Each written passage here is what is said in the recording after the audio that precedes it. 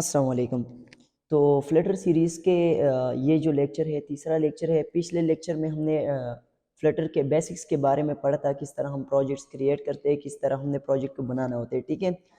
तो इस particular lecture में हम देखेंगे कि फ्लटर में जो बाय डिफ़ॉल्ट कोड आते हैं आपको, जैसे ही आप एंड्रॉयड स्टूडियो में नया प्रोजेक्ट क्रिएट करते हो फ्लटर में, तो आपको कुछ पहले से बना बनाया कोड मिलता है, ठीक है। तो आज हम थोड़ा बहुत उस कोड को समझेंगे, फिर इसमें एक-एक चीज़ को डिटेल से पढ़ेंगे कि इस चीज़ का क्या मतलब है और इस चीज़ का क्या मतलब है, ठीक है? तो चलो चलते हैं हम बेसिक से अपने स्क्रीन की तरफ एंड्रॉयड स्टूडियो में। देखो, कोडिंग का जो आईडीई है, मैं यूज़ करता हूँ एंड्रॉयड स्टूडियो को, ठीक है? आप कोई सी भी स्टूडियो मतलब विजुअल स्टूडियो भी यूज़ कर सकते हो।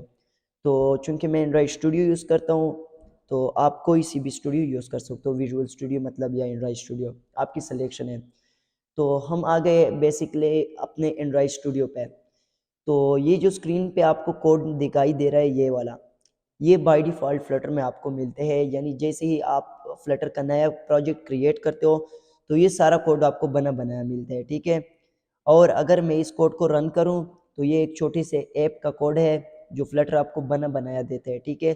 तो रन के लिए मैं इस आइकन पे रन आइकन पे क्लिक करता हूँ, ठीक है? क्लिक करने के बाद यहाँ पे आते हैं नो कनेक्टेड डिवाइस फाउंड। तो अभी हमारा ऐप किस चीज़ पे रन होगा, मतलब कोई मोबाइल नहीं है जो हमने कनेक्ट किया हुआ है, कोई और चीज़ नहीं है। तो चलो मैं चाहता हूँ कि ये गूगल पे ही फ़िलहाल क्रोम पे ही रन हो, ठीक है। उसके बाद हम अपना मोबाइल कनेक्ट भी कर सकते हैं केबल के ज़रिए, तो आपका ऐप आपके मोबाइल पे रन होगा, ठीक है। जैसे कि मैं ये मोबाइल है, ये इसको केबल के ज़रिए अपने लैपटॉप पे कनेक्ट करता हूँ, तो इधर मेरा मोबाइल इधर विज़िबल हो जाएगा, ठीक है। तो उस पे क्लिक करना होगा, क्लिक करने के बाद वो इस ये वाला जो ऐप है, ये रन होगा आपके मोबाइल पर, ठीक है। तो चलो, मैंने मोबाइल कनेक्ट नहीं किया हुआ है, तो मैं रन करता हूँ इसको क्रोम पे। तो यहाँ से आप लोगों ने सेलेक्ट करना है क्रोम को, क्रोम वेब, ठीक है। मैंने इसको सेलेक्ट किया और अब देखो मैंने क्लिक किया रन के बटन पे। चलो, तो अब रनिंग का जो प्रोसेस है, बेसिक प्रोसेस है, वो शुरू हो चुका है। तो अब थोड़ी देर बाद हमारा जो ये वाला ऐप है, जो फ्लटर में ये वाला कोड है, ये इसका बना बनाया ऐप आपको मिल जाता है कि वो किस तरह है, ठीक है। अब हम देखते हैं, चलो थोड़ा सा इसके लिए वेट करते हैं। देखो, launching on Chrome in debug mode, ठीक है। तो ये अब इस ऐप की लॉन्चिंग होना शुरू है, ठीक है। तो इसके लिए थोड़ा सा वेट करना होगा फर्स्ट टाइम। बाद में आप इसको फ्लटर आपको दो चीज़ें देते हैं, हॉट रिस्टोर और रिस्टार्ट और हॉट रिलोड, ठीक है। तो जैसे ही आप अपने ऐप में कोई से भी चेंजेस करते हो, तो आप उसको हॉट रिस्टार्ट और हॉट रिलोड कर सकते हो और आपको चेंजेस देखने को मिलेंगे, ठीक है। तो चलो, मैंने अपने ऐप का नाम डेमो रखा था, आप लोगों को पता है पिछले लेक्चर में मैंने बताया था, ठीक है। और ये वाला जो ऐप है इस कोड वाला, ये अब रन हो चुका है। तो मैं इसको थोड़ा सा रीसाइज करता हूँ ताकि आप कोडिंग भी देखें और साथ साथ में ऐप भी। तो ये देखो, ये वाला कोड है।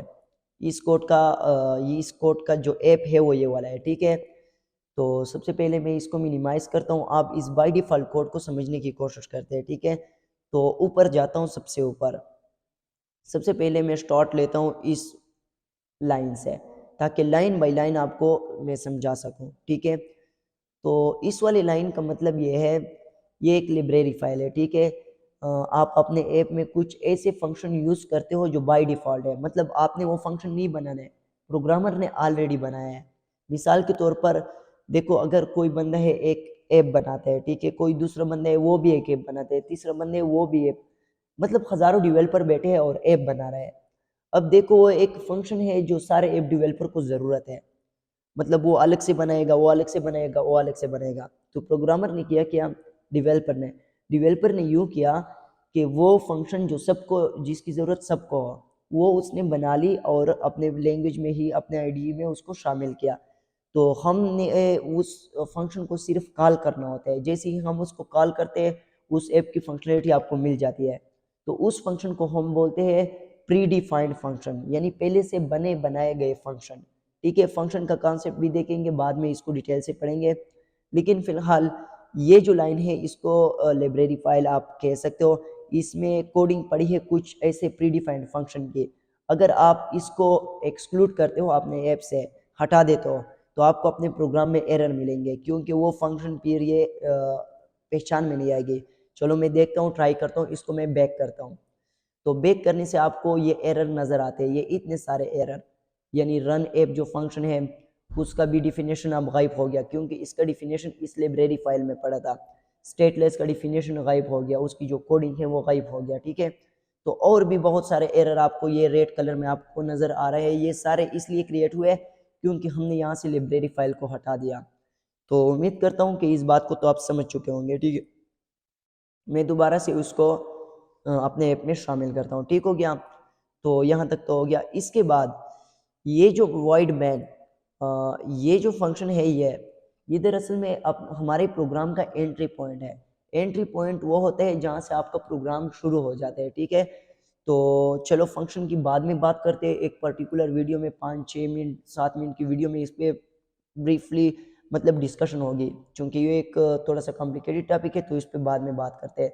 चलो, तो वॉइड मैन ये आपका एंट्री पॉइंट हो गया। इसमें एक मेथड को कॉल के रन ऐप, तो ये प्री डिफाइंड मेथड है, ठीक है। ये इस क्लास को रन करना, इसका मतलब ये है कि रन ऐप का मतलब ये है कि इसके अंदर जो आर्गुमेंट्स है आपको दिखाई दे रहा है, ठीक है। तो ये इसने इसको रन करना होता है, ठीक है। यानी रन ऐप ने माई ऐप क्लास को रन करना होता है, ठीक है। तो माई ऐप क्लास की कहाँ पे है, तो ये देखो माई ऐप क्लास यहाँ पे है, ठीक है।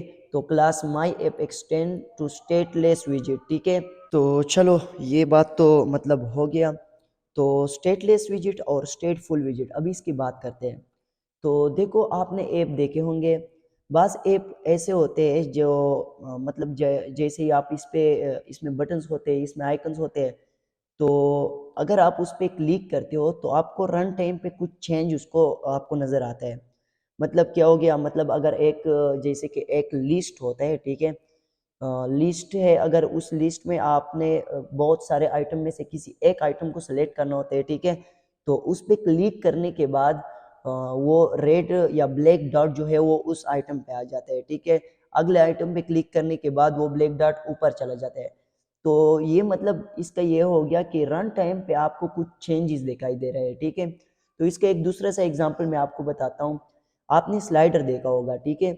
स्लाइडर को जैसे जैसे वॉल्यूम का स्लाइडर है, अगर स्लाइडर को आप यूं माउस के जरिए आगे कर रहे हो, ठीक है, स्लाइडर वॉल्यूम को ज़्यादा कर रहे हो, तो स्लाइडर भी आपको मूवमेंट में नज़र आएगा, उसकी मूवमेंट आपको नज़र आती है। तो ये क्या है, ये ऐसे चेंजेस है जो ऐप में यूआई में यूज़र इंटरफेस में आपको साथ साथ दिखाई भी देता है, ठीक है।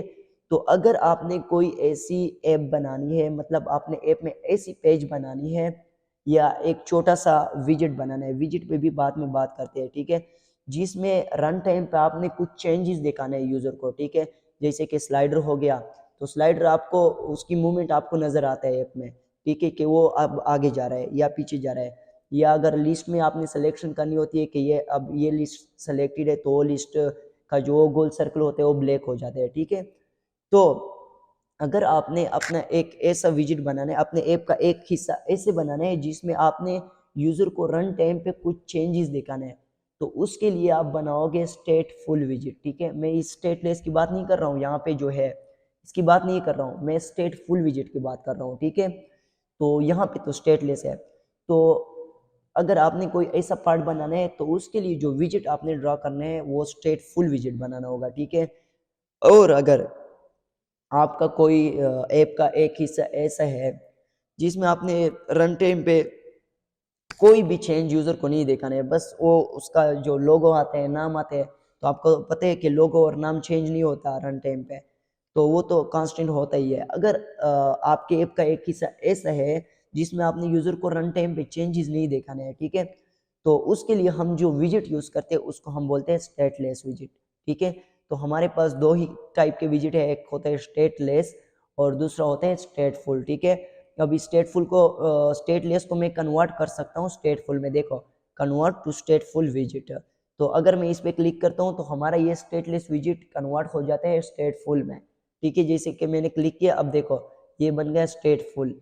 तो मैं दोबारा से इसको स्टेटलेस बनाता हूँ क्योंकि मैंने ये डिफ़ॉल्ट कोड आप लोगों को समझाना है, ठीक है। तो ये स्टेटलेस विजिट हो गया। अगर आपने यूज़र को रन टाइम पे कोई चेंजेस दिखाने हैं तो आपने यूज़ करना है स्टेटफुल विजिट को। लेकिन अगर आपने यूज़र को रन टाइम पे, यानी रन टाइम का मतलब ये है कि आपका ऐप चल रहा है और उस वक्त कुछ चेंजेस नहीं दिखाने हैं, ठीक है, तो इसका मतलब ये हो गया कि ये विजिट आपने फिर स्टेटलेस यूज़ करना होगा। तो ये आपके रिक्वायरमेंट्स पे डिपेंड करते हैं। मतलब आपने ऐप देखे होंगे कि बाज़ ऐप ऐसे होते हैं कि इस पे उसका सिर्फ उस ऐप का नाम आता है, उसका लोगो आता है, उसमें एक बटन होता है, ठीक है, जिसकी क्लिक पे कोई फंक्शनैलिटी होती है, ठीक है। अगर ऐसा पेज है तो ये obvious बात है कि आपने इस वक्त स्टेटलेस विजिट यूज़ करना होगा। लेकिन अगर कोई पेज ऐसा है जिसमें आपने लिस्ट को यूज़ करना है या स्लाइडर को यूज़ करना है या कोई और ऐसी विजिट को यूज़ करना है कि देखो एक कंटेनर है, एक सर्कल है, किसी बटन के क्लिक पे उसका कलर अचानक से चेंज हो जाए, तो ये चेंजेस आ रहे हैं ऐप के रन टाइम में चेंजेस, तो इसके लिए आपने यूज़ करना होगा स्टेटफुल विजिट, ठीक है। तो स्टेटलेस और स्टेटफुल की बाद में बात करेंगे। ये हो गया कंस्ट्रक्टर, ठीक है, ये वाला लाइन। इस कंस्ट्रक्टर पे हमने अलग वीडियो बनानी होगी, ठीक है। ये इतने अगर मैं साथ साथ में ये एक्सप्लेन करता भी जाऊँ तो ये वीडियो काफ़ी लंबी हो सकती है, इसी वजह से मैं सिर्फ शॉर्ट में इसकी डिस्क्रिप्शन बताता हूँ, ठीक है। अच्छा, ये दो जो लाइन आपको स्लैशेस दिखाई दे रहे हैं, ये हम यूज़ करते हैं फ्लटर में कमेंट्स के लिए, ठीक है। तो ये कमेंट्स हो गया, this visit is the root of your application, ठीक है। तो ये कमेंट हो गया। कमेंट का मतलब क्या है? कमेंट का मतलब ये है कि अगर कोई दूसरा बंदा आपका कोड पढ़ रहा है और आपने कोई फंक्शन बनाया है, कोई वेरिएबल्स बनाए और आप चाहते हो कि कोई दूसरा बंदा भी मेरा प्रोग्राम जो है, मेरा कोडिंग जो है वो समझे, तो कमेंट्स आप उसके लिए लिखते हो कि मैंने ये चीज़ इसके लिए बनाया है, ठीक है। ये प्रोग्राम का हिस्सा नहीं होता, कंपाइलर या इंटरप्रेटर या जो भी चीज़ है, ठीक है, वो इसको इग्नोर कर देते हैं, ठीक है। तो ये सिर्फ हम अपनी आसानी के लिए दूसरे प्रोग्रामर को समझाने के लिए ये चीज़ बनाते हैं, ठीक है। तो इसको हम कमेंट बोलते हैं। तो चलो इस लाइन को भी क्लियर कर दिया। अब देखो विजिट बिल्ड। अब एक विजिट आपने फ्लटर में जितना भी फ्लटर पढ़ना है सर, हर वक्त आपको विजिट विजिट का लफ्ज़ सुनने को मिलेगा, ठीक है, क्योंकि इसमें हमने विजिट्स ही का यूज़ करना होता है, सारा कुछ इसमें विजिट्स है। तो विजिट पे भी एक छोटा सा लेक्चर बनाऊंगा, ठीक है। फिलहाल ये समझो कि विजिट आपके ऐप का एक छोटा सा हिस्सा होता है, ठीक है। तो आप फिलहाल यहाँ तक समझे, ठीक है। तो इसके बाद हर विजिट कुछ ना कुछ रिटर्न करेगा, ये बात काबिल गौर है, इसको मतलब समझ ले, नोट कर ले। अब देखो ये जो विजिट है ये रिटर्न करते हैं मटेरियल ऐप को, ठीक है, मटेरियल ऐप। तो मटेरियल ऐप क्या चीज़ है? मटेरियल ऐप दरअसल में इस ऐप का डिज़ाइन है फ्लटर जो आपको बाय डिफ़ॉल्ट देता है, ठीक है। तो इसमें एक होता है टाइटल, टाइटल आपके ऐप का नाम है, ठीक है, जो आप यूज़र को दिखाना चाहते हो, ठीक है। इस ऐप बार पे चलो मैं आपको वो प्रोग्राम भी दिखाता हूँ। ये देखो, ये इस प्रोग्राम का ऐप बार है, इस पे लिखा है फ्लटर डेमो होम पेज, ठीक है। तो ये जो है ये मतलब टाइटल है, ठीक है, और ये इस ऐप बार पे आई हुई है, ठीक है। तो यहाँ पे फ्लटर डेमो लिखा है और यहाँ पे आपको फ्लटर डेमो होम पेज नज़र आता है, ठीक है। तो ये दरअसल में ये वाली टाइटल है, ठीक है, माई होम पेज का, ठीक है। ये आपके ऐप का नाम हो गया, ठीक है, फ्लटर डेमो। और ये जो है ये होम पेज, ये देखो होम पेज दूसरा पेज है, चलो इसको हम बाद में क्लियर कर देंगे। लेकिन ये जो टाइटल है फ्लटर डेमो होम पेज, ये आपको ऐप बार पे मिलेगा। ये है आपके फ्लटर का ऐप बार, यहाँ से लेके ये जो ब्लू है, ठीक है। तो इसमें आपको एक पट्टी दिखाई देती है डिबग, जिस पे लिखा हुआ है, ठीक है। ये जब हम रियल एप्लीकेशन बनाते हैं तो इसको हम हटाते हैं, ठीक है। तो इसके लिए आप लिख सकते हो डी लिखो तो आपको खुद ब खुद आ जाएगा debug show check banner mode, ठीक है। तो मैंने इसको एंटर किया और इसको मैंने फॉल्स कर दिया। फॉल्स का मतलब ये है कि मुझे ये पट्टी ना देखा हो। तो इसको रन करता हूँ तो ये देखो फ्लटर हार्ट रिलोड, ये आप यहाँ जो भी चेंज करोगे आपको ऐप में नज़र आएगा। तो मैं इस पर क्लिक करता हूँ और अपने ऐप को दोबारा से देखता हूँ, ये देखो आपका ऐप दोबारा से रीस्टार्ट हो रहा है, ठीक है। तो देखते हैं क्या चेंज आ रहा है। अब देखो वो डिबग का जो पट्टी थी ना वो ख़त्म हो गई, ठीक है, और हमने इसको ख़त्म ही करना था। तो ये आपको साथ साथ में चेंजेस नज़र भी आ रहे हैं, कितनी अच्छी बात है। चलो इसके बाद थीम डेटा है, थीम डेटा को बाद में एक्सप्लेन करेंगे, ठीक है, किसी और लेक्चर पर्टिकुलर वीडियो में। अच्छा, मटेरियल ऐप की एक प्रॉपर्टी है होम। होम का मतलब ये है कि इसमें आपने जो भी पेज रखना है वो सबसे पहले चलेगा। अब देखो होम में उसने रखा है माई होम पेज, तो ये जो पेज है इसको उसने नीचे बनाया है, देखो ये माई होम पेज है, ये सारा कोडिंग माई होम पेज में है, ठीक है। तो इस होम में हम ये बताते हैं कि सबसे पहला चलने वाला पेज हमारे ऐप में कौन सा होगा, ठीक है, वो हम इधर लिखते हैं। तो हमने यहाँ पे लिखे माई होम पेज, और माई होम पेज को यहाँ पे बनाया है, ठीक है। तो इसका टाइटल हमने क्या दिया है, फ्लटर डेमो होम पेज। तो ये आपको नज़र आते हैं फ्लटर डेमो होम पेज, ये आपका पहला पेज है, ठीक है। तो फिलहाल हमारा जो लेक्चर है, हमारी वीडियो, ये इतना ही काफ़ी है। अगले लेक्चर में हम माई होम पेज जो है कि उसको किस तरह बनाया गया है, ठीक है। ये जो सारा पेज आपको नज़र आता है, ये माई होम पेज है। तो अगले लेक्चर में माई होम पेज को मज़ीद क्लियरिफाई करेंगे, ठीक है। और इसमें हर पॉइंट पे हम अलग अलग वीडियो बनाएंगे, ठीक है, ताकि आपको ये बाय डिफ़ॉल्ट कोड पूरा का पूरा समझ आ जाए, ठीक है। उसके बाद हम नेक्स्ट जाएंगे और लेक्चर्स में। तो तब तक के लिए शुक्रिया और मुझे इजाज़त दीजिए। थैंक यू, शुक्रिया।